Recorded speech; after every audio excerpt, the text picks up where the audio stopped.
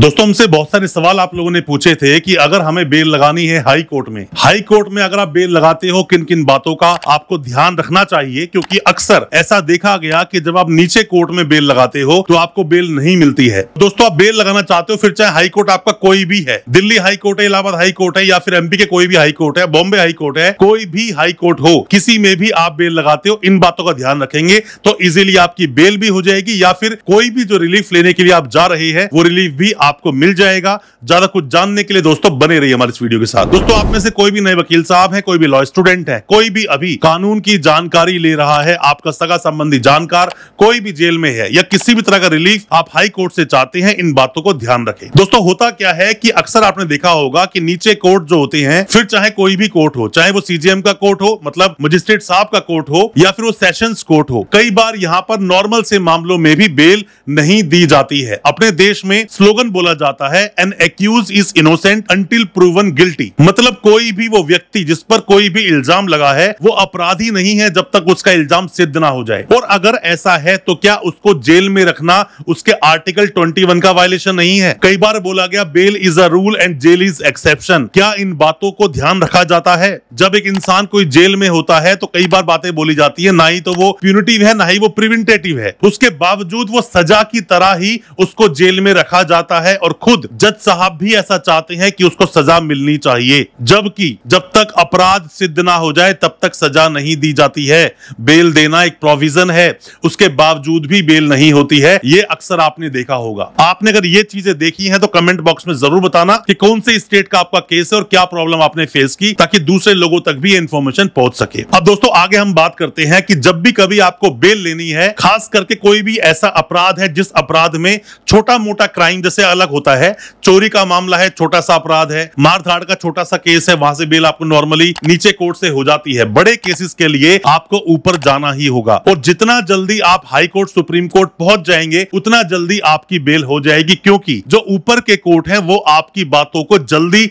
सुनते हैं। मतलब जिन ग्राउंड्स पर नीचे बेल नहीं मिली उन ग्राउंड्स पर आपको हाई कोर्ट और सुप्रीम कोर्ट जाने से बेल मिल जाती है। अक्सर ऐसा देखा गया है। कई बार यह भी देखा जाता है कि जब आप बेल पर आर्गुमेंट करते हो तो जो आपके बेसिक मुद्दे हैं किसी भी केस के बेल लेने के, उन मुद्दों को आप टच नहीं करते। यह भी बहुत बड़ा एक रीजन रह जाता है कब आपकी बेल नहीं होती है। और दोस्तों बेल लेने के लिए पहले तो कोई भी चाहे वकील साहब हो, उन्हें केस की पूरी डिटेल में नॉलेज होनी ही चाहिए। अगर पूरा केस नहीं पढ़ा हुआ है तो वैसे ही बेल नहीं होगी। दोस्तों होता क्या है, देखो दो चीजें हैं। आईपीसी में सजा लिखी है, कितनी सजा मिलेगी किस अपराध में। सीआरपीसी में लिखा है उसका प्रोसेस क्या होगा सजा देने का। उसी तरह से बीएनएस में कोई भी अपराध है 103 तो मतलब सीधा उम्र कह दिया, फांसी सजा दे दो और किसका मर्डर कर दिया, ऐसा नहीं। अब उसमें बीएनएसएस में उसका प्रोविजन लिखा है, प्रोसेस लिखा है, किस तरह से वो पूरा ट्रायल चलेगा। अपने देश में किसी को भी एक फेयर ट्रायल फेस करने का अधिकार है, ऐसे ही किसी को सजा नहीं सुनाई जा सकती। तो आपको अगर बेसिक्स पता है, केस का डिटेल में पता है, तो अच्छे से केस को प्रेजेंट कर पाओगे। जितना ऊपर कोर्ट में जाओगे उतना जल्दी बेल मिलेगी। अगर मामला बहुत सीरियस है,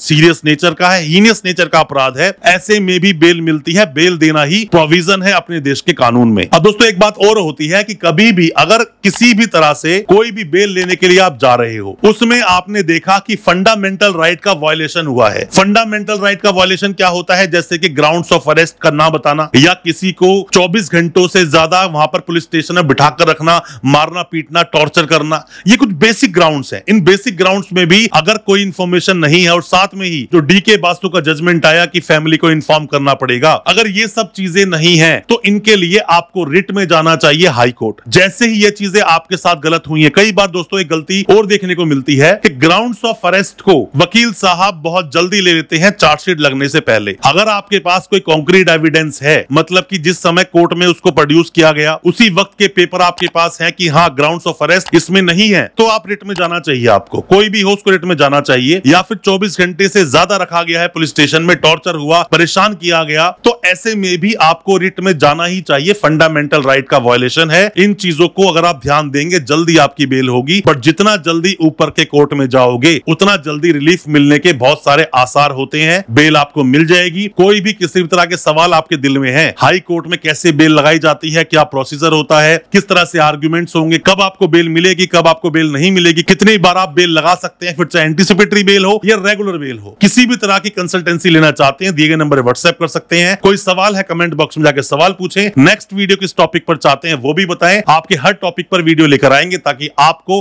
हम बना सके कानूनी जानकार। अच्छा लगा हो आज का वीडियो, चैनल को सब्सक्राइब करना बिल्कुल ना भूलें, साथ में लगा बेल आइकन जरूर दबा दें ताकि इसी तरह की लीगल अवेयरनेस की वीडियोस दोस्तों आप तक पहुंच सके सबसे पहले। बहुत बहुत शुक्रिया दोस्तों, धन्यवाद हमारे इस वीडियो के साथ बने रहने के लिए।